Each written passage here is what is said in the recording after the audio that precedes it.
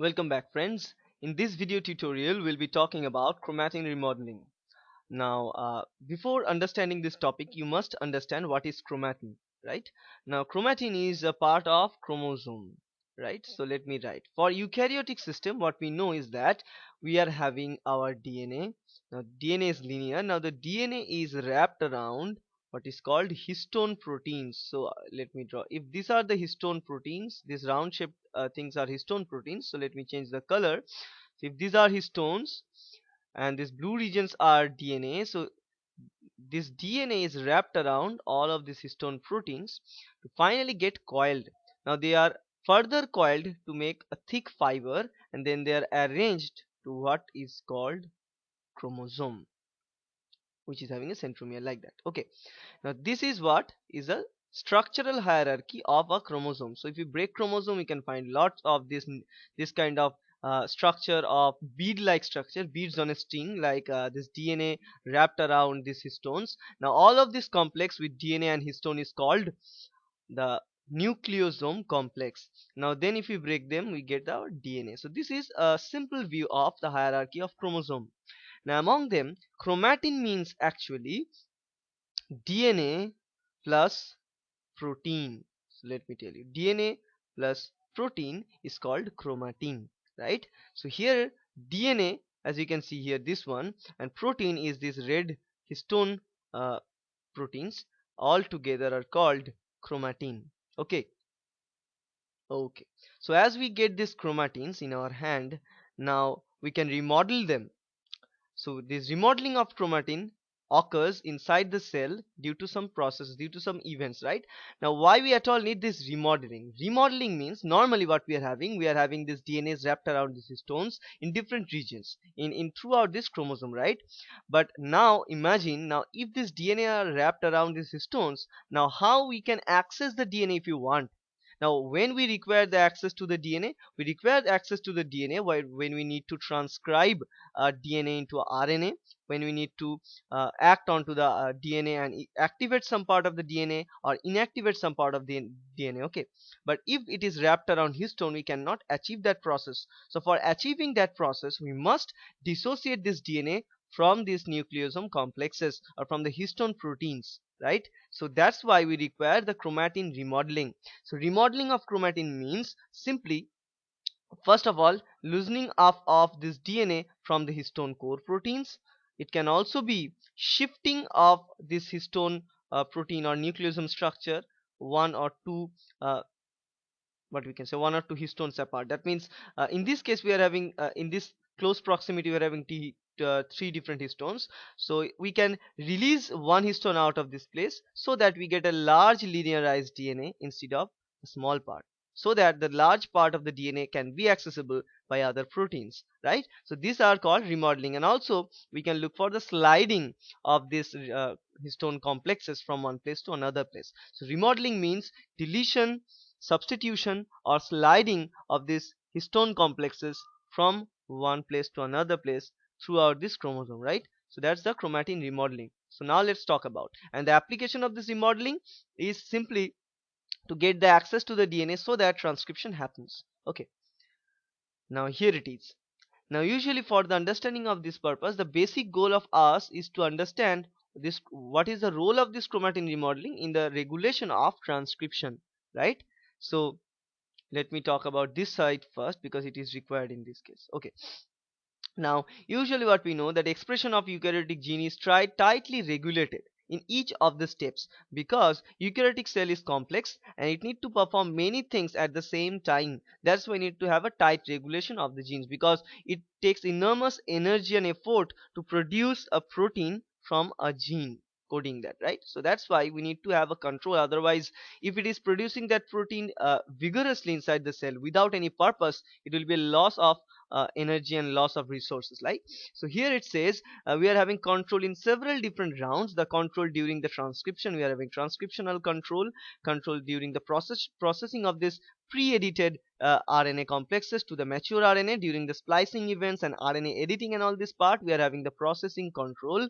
And then after the processing, we need to transfer this RNA onto cytoplasm from nucleus, otherwise this cannot be translated into protein. So if we block this transport, the protein translation will be halted. So we can have another control which is called the transport control. Then we are also having, after the translation, we are having post translational control during the modification of proteins. Now the modification can be phosphorylation, acetylation, sumoylation. So all this type of modification can be possible. And obviously we can have a degradation of protein by tagging it with ubiquitin molecules via the proteasome system, right? So we are having control for degradation, and also we are having control for post translational modifications. So these are the several rounds of control we are having to regulate the expression of eukaryotic gene inside our cell. And among all of these controls, we are going to see one type of control, and the control we are going to see is during the control of transcript. So control of transcription, so that is the important part played by the chromatin remodeling. And we are going to see that chromatin remodeling playing the most important role along with some enzymes called HAT and HDACs during this transcriptional control, and finally to get us the accessibility to the DNA. Now for understanding of that, we need to understand the basic constituents of transcriptome of a eukaryotic cell. Now what do we mean by transcriptome? Transcriptome in eukaryotic cells simply contains several different regions. The region is mostly made up with promoter region. We all know this promoter is very similar to the promoter that we can see in case of prokaryotic system, but it is having a slightly different in structure. Now the structure of this eukaryotic promoter that we can get is having two different regions. One is called the regulatory promoter, which is placed upstream, and then another is called the core promoter, which is containing the sequence for initiation, which is called the Tata box, right? So from this point we will start right after the downstream of the Tata box, where we will start the transcription. Here is the transcription start site. So if this is the transcription start site, slightly upstream of it we are having the Tata box, and further upstream of it we are having the regulatory promoter. Remember, this regulatory region is nothing but a promoter sequence. Now in this picture it was not shown, but further upstream of it what we can have, we are having upstream regulatory sequences or upstream control element. It can be written as upstream control element or UCE, or we can write it as upstream regulatory sequences or URS, whatever. Both of them are present in the upstream region, where some protein factors can bind, which are called the transcription factors, which are also important. So majorly we can distribute this gene or eukaryotic genome or eukaryotic transcriptome rather in three different sections. One is the promoter sequences that we have talked about, then the regulatory sequence, which is also part of the promoter sequence, and also we can have this regulatory region upstream of the promoter called the UCE or URS, and obviously a regulatory protein sequences. So there are different regulatory proteins, some of them played as activators, some of them playing the role as repressors, but they are present, they are required for the perfect onset of a transcriptome and start of the transcription of the DNA. Okay, so now if we look at here that this is the chromatin's role in the eukaryotic gene regulation, and where chromatins plays the important role. Now if this is the DNA of eukaryotic system, RNA polymerase come and sit onto the promoter region. This promoter region can be free accessible, and pol can move so that transcription can occur and mRNA can form. But in this case what we are having, in this case we are seeing in case of prokaryotes, right? It's very basic, very simple, because prokaryotic DNA is not complex, it is not having any nucleosome structure, it is not having condensation of chromosome into chromosome. But in case of eukaryotic system, what we can get here, we are having DNA wrapped around nucleosome complexes, so it is making it much more difficult to work with. So how can we resolve this process? Because there are some promoters, as you can see here, somewhere here, which is embedded somewhere in this DNA sequence, which is wrapped around the histone. So normally RNA polymerase cannot access this region until and unless this DNA is unwrapped, right? So for the unwrapping of the DNA, we require some specific transcription factors, and obviously these factors are called chromatin remodelers. So this will come and attach, as you can see in this picture, it is denoted with these green proteins. So they will come, they will interact, and they will help this DNA to unwrap through this from this histone to get finally the promoter accessible for the RNA polymerase, so that RNA polymerase can come and sit and transcription can begin. Okay, and this process of uh, accessibility or higher accessibility or increase in accessibility for the promoter to RNA polymerase is called chromatin remodeling, right? So it's a application of chromatin remodeling.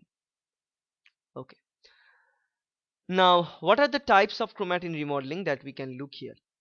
Now usually we can see the remodeling of chromatin can be of three different types, as you can see in this case. One type of remodeling, as you can see, all of them are having the similar nucleosome structure, as you can see in all of these three pictures, right?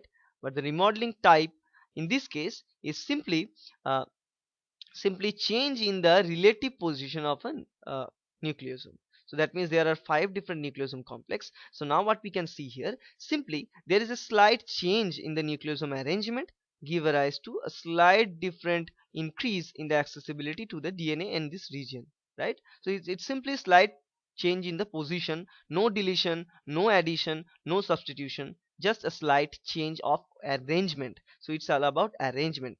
For this kind of changes, it is an ATP dependent mechanism. It is called ATP dependent chromatin remodeling. It will require the ATP dependent chromatin remodeling complex. And also what we can see, that there can be a slight change in the spacing of nucleotide also. So is in this case also we can see the change in the spacing. So we get a large space in between, so that polymerase can access this part. And in this case also we can see the spacing is further increased, so that this extra part of the DNA can be accessible, right? So it's always deal about simply change in spacing, right? So I must write it, change in spacing. Sorry for my bad handwriting. Okay, now in this case, the second type, as you can see here, it's simply histone eviction. Now what it means by histone eviction, histone eviction means in this case we can see there are deletion of these histone complexes, so that we get a large fragment of region. So here these two different histone molecules are getting cleaved and removed by the remodeling complexes, and this kind of process can also be achieved using ATP dependent chromatin remodeling complex, so that we get a large area accessible. And the third kind, so this one is a deletion, right, or eviction. So this is simply deletion. And this third kind is replacement with variant histones. Now in this case, there is no change in spacing, as you can see in this picture compared to this one. No change in spacing between the histones, as well as no eviction happens. Only the transfer or substitution of histone, substitution of this orange histone with this green histone. So it's a variant form of histone, right? So different variations can be there. So it's a variant form. Simple, this kind of change can also occur. Okay, okay. Now for all of these modifications, for the spacing change or deletion, or say here it is the replacement or substitution, whatever, in all these different cases we need to modify the system using ATP dependent chromatin remodeling complex. Now for this region, for this modeling, this complex of proteins will interact directly most of the time with histone proteins, right? Because we need to remove the histone.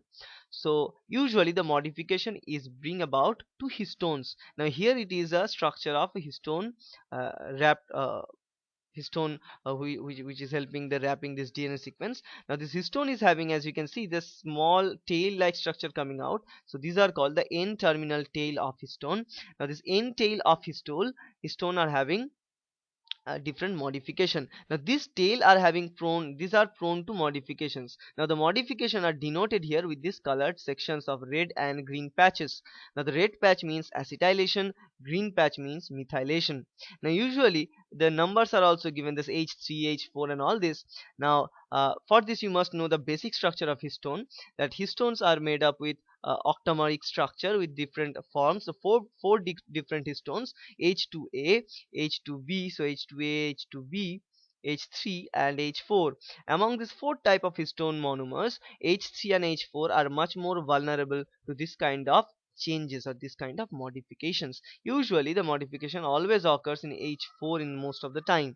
Okay, so here you can see the H4 tail is getting modified. Modification can be acetylation, it can be methylation, it can be the reverse of that, deacetylation, demethylation, obviously that must be there.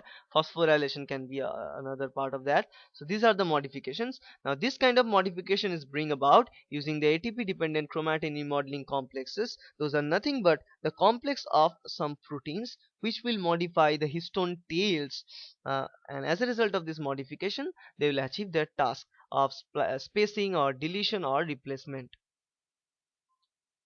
Okay. Now, what is the link between the histone acetylation and the gene expression?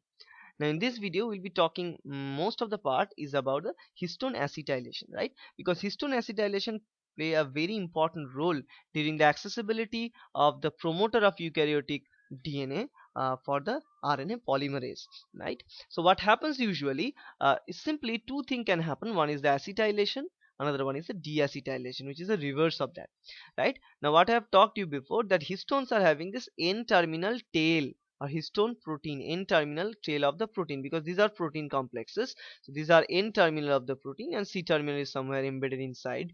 So this is the N. This N-terminal region can be modified by the acetylation.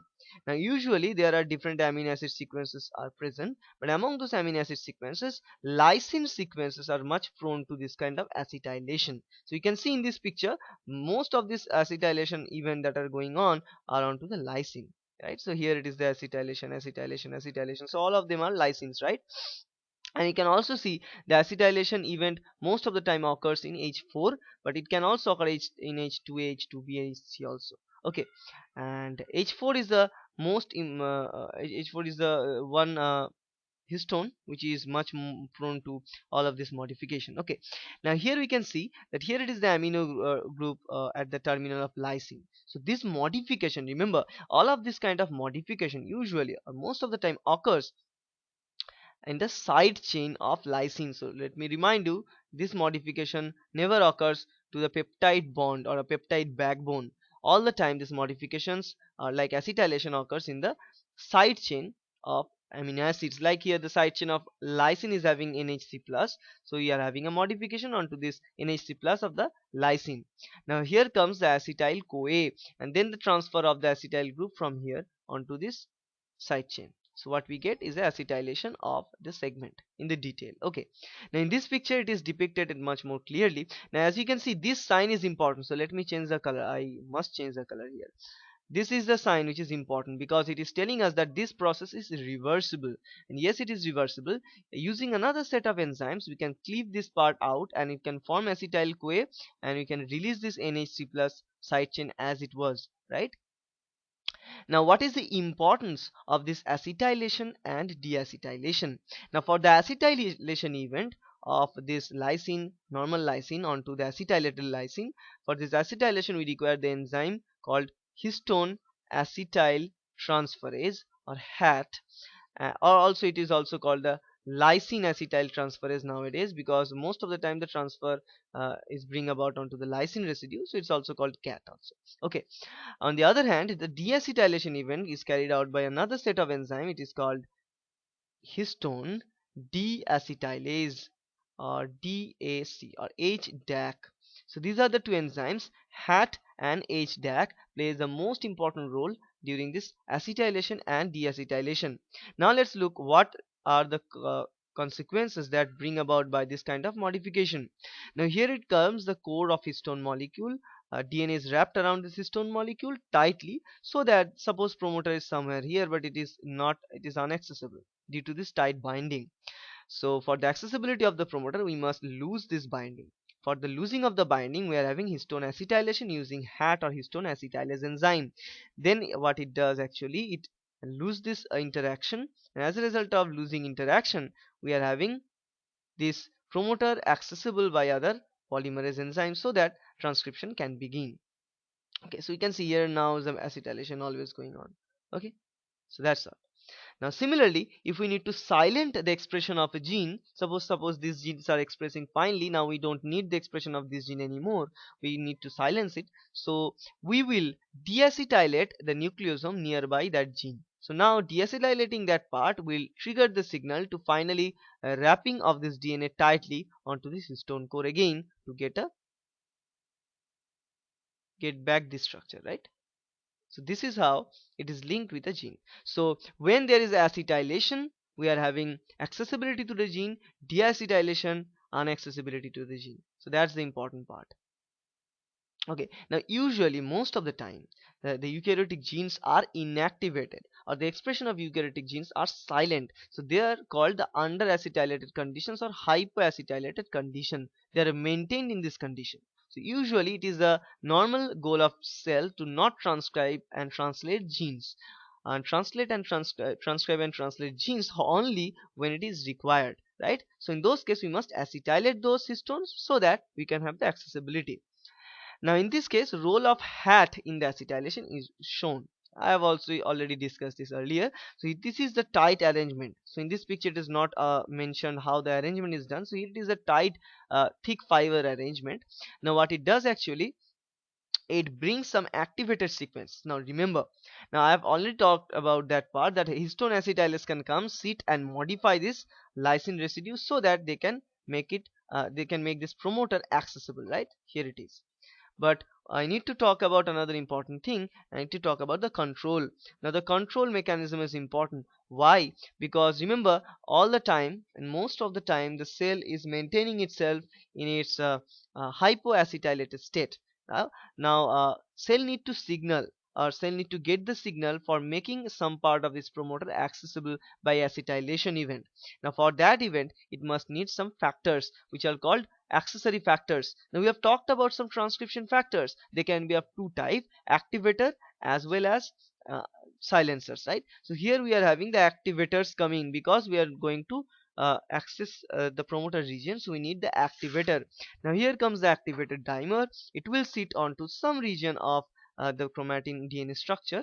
Then it will recruit some enzyme. Now the enzyme they recruit is histone acetylase or HAT. Okay, so the HAT cannot be recruited on its own. The activity of HAT is regulated by some other accessory proteins. They are called the activator elements. So they will sit onto there, they will bring HAT. HAT will come and modify the regions via the acetylation. Now as they acetylate these regions, the promoter is now accessible, and now it can have its own function. Okay, now it was so normally this is the point. Now usually the research is going on using yeast cells. Now what we can find is HAT protein sequence which is already deduced. It was found to be very similar to the transcriptional activator called GCN5. So you can imagine in yeast cell, GCN5 is a kind of transcription activators which is having remarkable sequence similarity of with this HAT. So all of them are having a pretty similar function. Similarly, histone deacetyl transferase or histone deacetylase, which is HDAC, was found to be related to the yeast transcriptional repressor RPD3. So that means definitely this HDAC is to do something with RPD3, which is the repressing event, and obviously HAT is something to do with GCN5, which is acting as an activator, right? Now let's move on. So here it is. So in this case we can see the detailed mechanism of that. So here it is the linker region of this H1 is also a part of this histone, which is called the linker. Now this H1 is also, you can see the wrapped around section. Now as we are attaching, so you can see how tightly they are controlled, how tightly they are bound, just like their hands, they are holding the DNA. Now as we are acetylating this part, as a result all of these portions are coming out, arms are relieving the DNA so that the DNA can be accessible. Okay, now another important thing I must talk about when you talk about HAT or HDAC is that they can acetylate or modify the histone complexes with some important structure or domains that are found in those proteins, and those domains are called bromodomain and chromodomain. Usually bromodomains are themselves associated with histone tail specific acetyl transferase enzymes. So if you look at this, these are the enzymes. So they must have a typical kind of domain structure which will bind to these modifying residues or modifying terminals and can modify these sequences. And also if needed, it can also recognize this kind of modifications, right? So for this kind of modification, HATs or HDAC must have a particular specific type of protein folded domain, usually called bromodomain, as you can see here. So these are very site specific and obviously structure specific binding, right? Now another thing I can tell you is that the modification scheme. So you can see sites for the modification is denoted by this picture in different histones. So histone H2A, H2B, H3 and H4. So you can find H4 is much more prone to acetylation, a lot of residues, and most of them are lysine. Arginine can also be modified, but most of them are lysine. Now usually methylation goes on onto the arginine residues, right? Methylation always, most of the time, occurs in arginine. Now what are the importance of this methylation? We'll be talking in the separate video. We can find this video in my YouTube channel and look for it. Methylation is dealing with the gene silencing. Most of the time deals with gene silencing. Now histone deacetylase also works with this methylase for the gene silencing, but most of the part is carried out by DNA methylation for gene silencing. We'll be studying it in later video, but in this case acetylation most of the time are related with the gene activation. So that's the major two part we are going to focus, because rest of the part like ubiquitination simply means degradation. We will also be talking about them, and phosphorylation is simply hyperactivation of some region of the gene. So we are not going to talk about them because those are not of that importance to us right now, but rest of the part acetylation, methylation and ubiquitinations are important. Okay, so these are the modifications that can happen, and remember all of the modification that we can see for the histone are post translational modifications. They are post translational modifications. Usually all of this, the acetylation, methylation, ubiquitination so these are the beautiful example of the post translational modification and how it affect the functionality of cell. Okay, so here it is an experiment of how to get and hold on to the chromatin structure and to know what is going on there, how we get to know that there are chromatin complex is consisting of nucleosome, protein as well as DNA. So this is a simple experiment. I must show this earlier, but whatever. So the experiment was simply take out the cell nucleus, take out the chromosome, and what we need to do, we need to break this cell open and cell the nucleus, take this chromosome, and then to treat this uh, with enzyme, right? So specific protein site, so we need to degrade this structure using some endonucleases, right? So this nucleus, usually the nucleus used for this breakage is micrococcal nucleus. Now the micrococcal nucleus means the nuclease enzyme or the endonuclease enzyme extracted from the micrococcus bacteria. So we'll treat them. So here comes the micrococcal nucleases, they will come, so they'll degrade them. Okay, so after the degradation part, what we get, we can get this histone wrapping around this DNA wrapped around histone, this kind of structure. These are the one type of variety that we can get. Another type of variety we can get is simply DNA segment. Another type of variety we can get is the DNA segment with non-histone proteins. So these are some proteins which can also bind with histones, right? Like the chromatin remodeler proteins, HATs, HDACs, right? So these are the three different species. One is the nucleosome with DNA, another one is just only DNA, another one is the DNA with non-histone proteins, right? Now how can we understand, how can we uh, get one of our desired protein from that? Using antibodies, right? So you can add antibodies that recognize a specific protein or a set of proteins. Now, in this example the antibodies recognize the core histone proteins, right? So now the antibody is provided which is specific to the core histone proteins. So the core histone complexes will bind with this antibody coated complex, which is having a bead, and the bead is also it is much more having a higher weight. So after the centrifugation of this whole event, as a result of that, this histone core proteins are attached to this and bead coated antibody. They will be there as a pellet. Rest of the part will be in the supernatant, like this only DNA and non-histone proteins with DNA. This part of the section will be in the supernatant, so we'll discard the supernatant. So if we take the supernatant out and look for them, we can get DNA sequence as well as DNA with non-histone proteins. And if we look at the pellets, what we can get, we get this we can again treat it with high salt concentration. We can get two different species. One is a protein species, another one is a DNA species, because treating it with high salt concentration will ultimately lead to the release of the DNA sequence from the core. So what we get is two different species, a protein and a DNA. By looking at it, we can understand, yes, there is must be a structure of DNA wrapped around a protein. So these are the type of experiments which was done previously to understand the concept. Then we take this, we amplify the structure with PCR, we run the gel to finally get the understanding of how the DNA is wrapped around the histone proteins, right? So this is a basic way of understanding that. Now remember, we have talked about all of these modifications, that acetylation, deacetylation and all these things. Now let's talk about a real life example and look for what are the consequences of this kind of modification.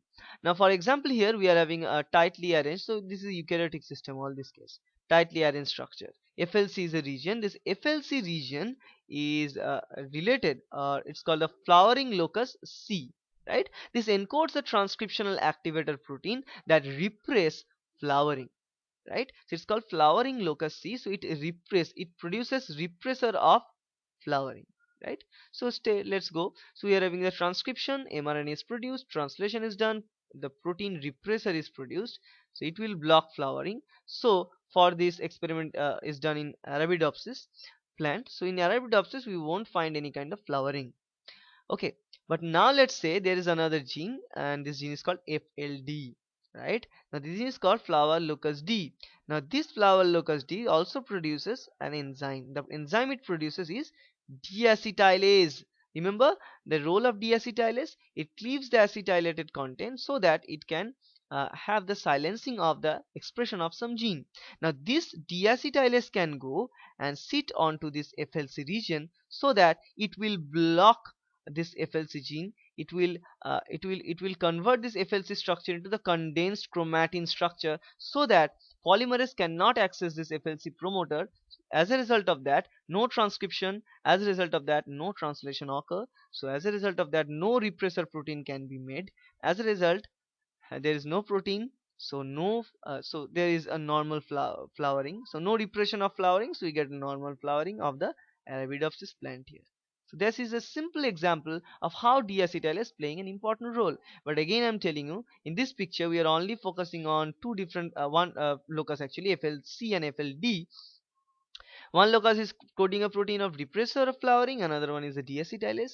Now usually for Arabidopsis it is much more simple, but in case of higher eukaryotes, as you're going to see, and a large complex structure like human being or other mammals or other plants, we're going to see much more different type of case. Now this is not only the case, because there must be other type of proteins are involving, and all these things are involved together to finally get this structure. This is not that easy, I'm going to tell you, right? So this is not that easy, but it's a simple example telling us how deacetylase can lead to the expression of some gene. Now remember, we have talked about the different mode of remodeling of histone. Now the remodeling of chromatin can be of two type, ATP independent and ATP dependent. Usually it is made up with ATP dependent type. The ATP independent type can also be there using the HAT and HDAC, but most of it are ATP dependent. But what are the ATP dependents are, can be of three different type. Remember, one is the simply spacing or sliding, another one is the deletion, and another one is the substitution, right? So in this case we are going to see that here it is the modeling. Now due to this kind of ATP dependent process, we are having a spacing. So the spacing of these nucleotides are simply slide over so that a huge area, which is the promoter, can be accessible to polymerase. That is what which is seen in this picture, right? So usually activators bind to their DNA binding sites and recruit what is called nucleosome remodeling complexes. So here it comes, the nuclear remodeling complex as is Ysnf. Now what are this Ysnf complexes? These are termed as the uh, so let me go here, it is written here, these are termed as actually SWI factors, named after the switching of mating type, and SNF factors refers to the sucrose non-transforming mutants. So these are the mutants of yeast cell, different type of yeast cell mutants.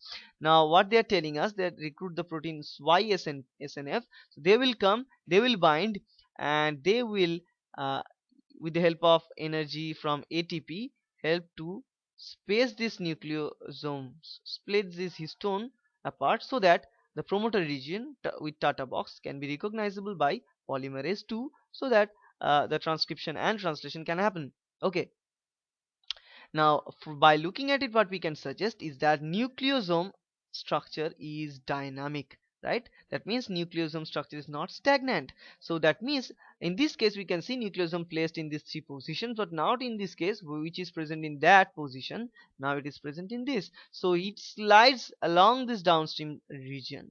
So it means these nucleosome structures are dynamic, they are not stagnant. Okay. So one of the base studies complex is called this Ysnaf complex, which is found in yeast. It is also found in human, Drosophila, and other organisms. That's why the example is provided here. The first process is the binding of activators, which is not shown in this picture. Those activator in turn recruit these Ysnaf complexes, which are acting as a nucleosome modeling complex, which help uh, to slide this nucleosome complex along the DNA, right? Now here again the sliding histone concept is provided. So here it comes. Activators will bind, then it will recruit the SYSNF, or altogether it is called ISWI. They will recruit remodeling complex proteins. So it's a huge complex of proteins, and then they will tell this nucleosome to slide along this path. Now you can see here promoter was jammed due to the interaction of promoter with nucleosome tightly. But now as the nucleosome is moved from this to this part, the promoter is exposed, promoter is free, and polymerase can come and transcription can begin. Similarly here remodeling, in this case what we can see, this complex can hold on to two different histones at the same time using two of its binding site. So they are having the binding site. Remember this SYSNF complexes can have binding site, two different binding site. One is the binding site to double stranded DNA, another site is to bind with the histone proteins. All the time they are having these binding regions, right? But in this case we can see also they can bind with two histone proteins simultaneously. Now what they are telling these two proteins to come closer to find their structure like that. This type of feature is called the remodeling, because they are carrying them and holding them together. Again it's about the spacing. Remodeling of are of three different types: spacing, deletion, and substitution. Now in this case also we are talking about spacing, more important, more especially sliding. And deletion and substitution, we have already seen the picture before, many slide before, right? So here we go, the regulation of the transcription with the help of all of this transcription, or you can say remodeling complexes. So first process is a transcription factor binding to the DNA. So here it comes, the transcription factor, it binds to the DNA. So here it is this Y5P is the transcription factor, comes and bind to the DNA. Then it recruits the different type of enzyme complexes. It could be ATP independent remodeler, it could be ATP dependent remodeler. Now in this picture it was written as YSNF, which is a ATP dependent remodeler. It can also recruit HAT, which is a ATP independent remodeler, right? Whatever, it recruits some chromatin remodeling complex there. Now as they recruit this complex, this complex will slides and rearrange the nucleosome, allowing the binding access to the DNA. Now they will further bind, they will further recruit some other transcription factors which will tell and provide the signal to the polymerase to come and sit into the promoter. So here comes the other type of transcription factor, which is called saga here. So then they will again bring SBF. So saga, SBF are simply transcription factors, or TF. So transcription factors are bound now. Now they will call upon polymerase. So now transcription apparatus, that means polymerase with other factors will come and bind to the region, and then they can start the process. So you can see where the arrangement is tightly arranged here. Nucleosomes are tightly arranged. Now due to the binding of SY5P, they will recruit more and more histone remodeling complex. Then they will recruit more uh, transcription factors. Then they can start the transcription process. Okay. Now this is the picture, another picture telling the same kind of story, that here we are having chromatin remodelers. Remodeler can be a term of HATs, which are ATP independent, and these are the ATP dependent remodeler, which is YSNF. Okay, then they can modify it. After the modifying portion, they will bring more and more transcription factors, then the polymerase complex will come, and then start of the transcription. So in all of the studies, which is most important is to understand how transcription is regulated, and more importantly the initiation of transcription is the most important part. So we need to understand how transcription is initiated and what is the control at the beginning of the initiation, right? So that's it, and I hope that video helps you. Thank you.